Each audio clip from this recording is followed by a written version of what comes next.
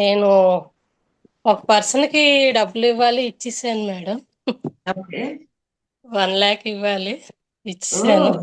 Super. Same day నేను ఒక gold bracelet ఒకటి తెచ్చుకున్నాను. అసలు మామూలుగా కాదుగా.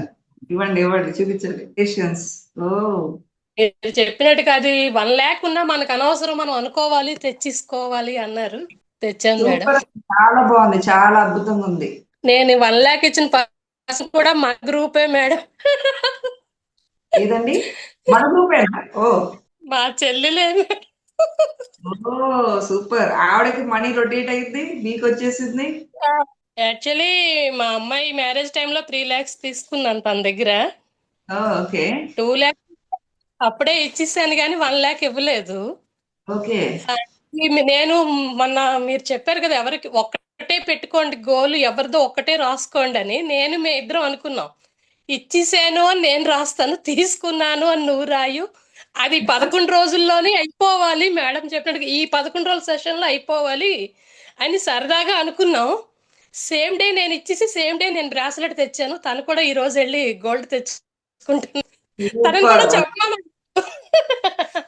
ఇంట్లో మీకు తెలుసుగా, ఎవరైనా ఇవ్వాల్సిన వాళ్ళు ఎవరైనా ఉంటే అందరిని తీసుకురండి క్లాస్ లోకి. ఏం చక్క ఒకటే అఫర్మేషన్ రాసేసుకోండి, అంత తొందరగా నేను అయిపోవాలి. నడిపించడానికి కొనడానికి కూడా మీరు రాయమన్నారు అప్పుడు. అవునండి. అదే రాశాను మేడం, 21 days. సూపర్ సూపర్, అసలు చాలా ఎక్సలెంట్ గా చేస్తున్నారు. అండ్ మీ ఫైనాన్షియల్ స్టేటస్ గానీ ఎవ్రీథింగ్ ఇస్ చాలా బాగా అద్భుతంగా మోల్డ్ అయింది. మీది చాలా ఫాస్ట్ గా ఫార్వర్డ్ వెళ్ళిపోయింది. ఈ మంత్ ఎలాగైనా తెచ్చేస్తాను అని గట్టిగా అనుకున్నాను. ఈ సెషన్స్ లో మీ అమ్మాయి జాబ్ తప్పించేసుకున్నారు, మీరు ఇవ్వాల్సిన వాళ్ళకి డబ్బులు ఇచ్చేసారు, గోల్డ్ కొనేసారు. నన్ను ఆ, అసలు సూపర్ అసలు. అండ్ మెయిన్ థింగ్, మీరు హ్యాపీగా ఉండడం నేర్చుకున్నారు. అవును మేడం. Yes. మీరు హ్యాపీగా ఫస్ట్ లో మీరు నాతో మాట్లాడినప్పుడు వేరుంది, ఇప్పుడు చాలా అద్భుతంగా ఉన్నారు మీరు. అవును మేడం.